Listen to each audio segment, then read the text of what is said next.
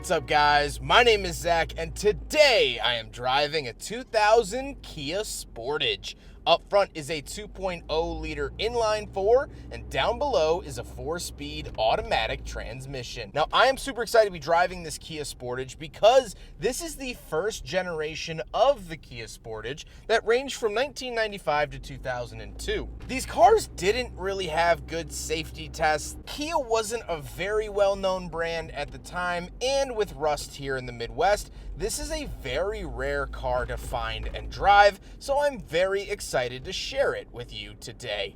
But if you would like to submit your own vehicle, you can head on over to my website, zackpradel.com/submit.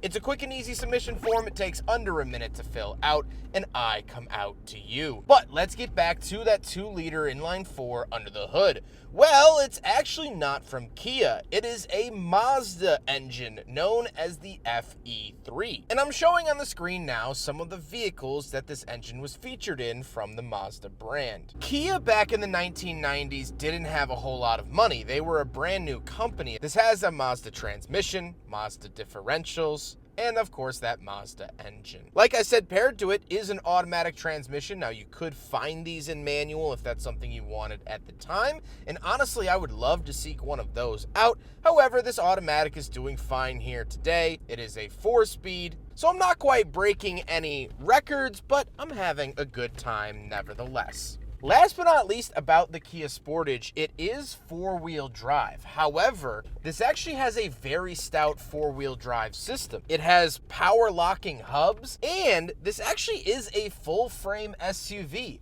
This is not unibody, and so all of that together actually gives the Kia Sportage some decent off-road prowess, and that's something I wasn't quite expecting. So how does it feel to drive the Kia Sportage? Well, it is small. You really feel a part of the action when driving this little SUV. And I like that. I like being involved. It's like sitting courtside. Courtside at the Knicks aren't the most comfortable seats in the world, but you're in the action. It's the coolest experience, and that's what I'm feeling here. It's not the most comfortable driving experience, but I really feel like a part of the action, and that's how I've always preferred it. Visibility is good. It has really thin A-pillars, a carryover from the 80s and 90s. Throttle response is fine. Steering is pretty light, which I like, and overall, I'm happy to be behind the wheel of the Kia Sportage. With that stuff out of the way, let's talk about the interior. Well, in front of me, I have a couple of gauges. Off to the left is my tachometer, in the center is my speedometer, and off to the right is my fuel and coolant temperature, along with what gear I'm in, which is interestingly shaped into triangles. Circles, sure. Squares, sure. But I've never seen triangles. Kind of an interesting quirk. The steering wheel doesn't have anything on it. This is a base model Kia Sportage, so no cruise control or anything of that nature.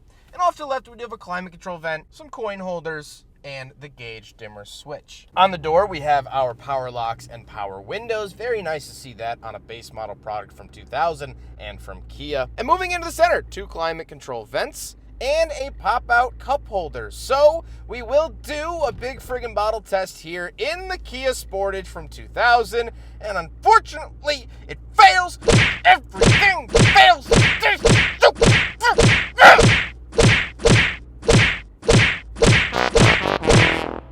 Then we have our rear defrost, AC, hazard switch recirculating, and a digital clock. Really nice to see those features. And our climate controls. Temperature off to the left, fan speed in the center, where to send it off to the right. To the left of all that, we do have our rear wiper controls and the transmission. So we have eco and power modes. Very interesting to see here in the Kia Sportage. We also do, of course, have an aftermarket radio because anything from the year 2000 isn't going to keep up with modern tech, so you got to switch it out. And we have our ashtray, cigarette lighter, and moving down to the shifter. The shifter is out of pretty much any 90s car you could think of. Has a shifter that is either this exact one or something that is incredibly similar.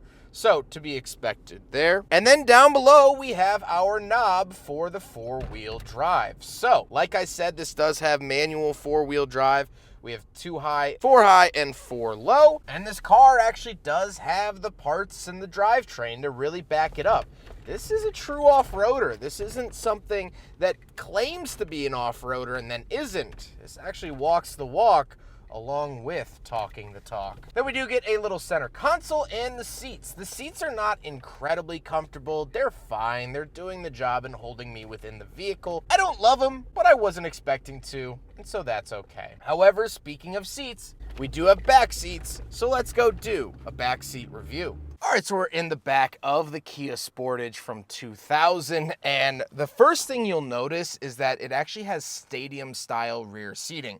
What that means is that the second row actually sits up higher than the front row, and so even with someone driving here, I can kind of see up over their heads. And the owner has kids, and he said that his kids love that because they can actually see out the front window. When you're, a young kid, you can't really see a whole lot, so that adds a really, really cool effect to the Sportage. Sitting right, normally I am 5'11". I'm not a small guy by any means. My knees are not hitting the seat in front of me. My head is not hitting the ceiling, even with my sunglasses on my head. So, great space back here. I do have a single cup holder back here as well. I still have power windows. Wasn't standard in 2000, so nice to see the power windows. And that's pretty much it. Very, very basic features, but I fit back here, and I would ride very comfortably back here in the Kia Sportage, where other compact SUVs, it's not really the case. Let's hop into the very back. We'll take a quick look at the trunk and cargo space, and then we'll talk about the looks. All right, around the back of the first generation Kia Sportage, and right off the bat, you'll notice the spare tire holder. So there's a little pull tab here, and then you can swing this out, and it'll actually lock into place right here. We'll talk about that in a second. Once we are around the back, we have to use the keyhole because this is a base model. However, if you got an upper trim, you actually got a handle in the center to pull the rear tailgate up. So because this is just the base model, we do have to use the key here. There we go, and pull it up like that. Pretty adequate space back here, which I really, really like. We have some speakers, and you can access the tail lights from here. Manual fuel filter door release, remove cover for access. Very cool to see that. And if we come down here, we actually do have a little built-in tool area in the trunk as well. So very, very cool to see that out of the Kia Sportage. Some extra storage space. Some storage in your Sportage. How about that? Now we can close this down. And like I said, we have to release the lock. So you got to push on it a little bit.